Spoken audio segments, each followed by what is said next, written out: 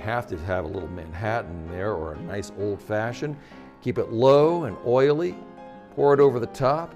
Make that creamy. Look at that display. Your guests will be blown away. You're watching AdvancedMixology.com with Brian Van Flandern. And today we're talking about cocktail ice. Ice is so critical to a successful cocktail program. And there's all different shapes and sizes. The number one thing we want to know is that large ice is good. The larger the ice, minimal surface area, and the slower the rate of dilution. We want to control that rate of dilution. Of course, it's good to have filtered ice and all these other things. We're going to talk about all the different sizes and shapes, but we're going to start off by making an ice sphere. Now, a lot of these ice shapes can be done by getting a silicone mold, but for this ice sphere, I want to make a 70mm sphere, and we're going to do that using this sphere maker or ice press.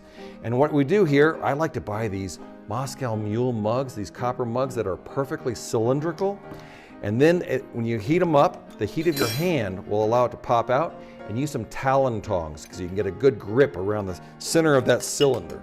Now grab your sphere press, put it on top, and it presses it slowly into a 70mm sphere. It's the coolest thing, and by the way, there's no heat in there. There's no electricity. That's purely gravity fed, and it's going to slowly press that into a beautiful sphere that we can use, and we can pour spirit directly over the top. But there's many different types of ice, as you can see. I've got small cylindrical ice. I've got 1 1/4 by 1 1/4 by 1 1/4 inch cubes, which is perfect for stirring cocktails and for shaking them down. I've got 1 1/2 by 1 1/2. I've got 2 by 2 by 2. I've also got loose, large ice, clear ice. You can use ice pick to chip it and make it more rustic and chunky. I've got skulls, I've got diamonds. All of these are available. You can buy long cubes to put into a highball. And all of these silicone molds are widely available online. Key is to make sure you buy enough and make enough ice to get you through the whole shift. Without that, if you run up short, you're gonna have some guests who are disappointed, and we wanna always make sure that your mise en place is set up so that everybody has the correct and the appropriate amount of ice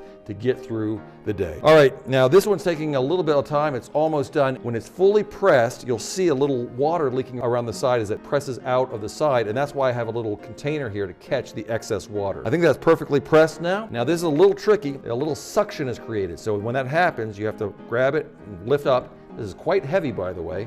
Set that off to the side, and we're going to use our Talon tongs to pull out a gorgeous 70mm sphere. Look at that. We're going to place that, I'm going to move this aside, and we're going to place that into a double wide, old-fashioned Baccarat glass, which is just gorgeous. And now, we have to have a little Manhattan there or a nice old-fashioned. Keep it low and oily.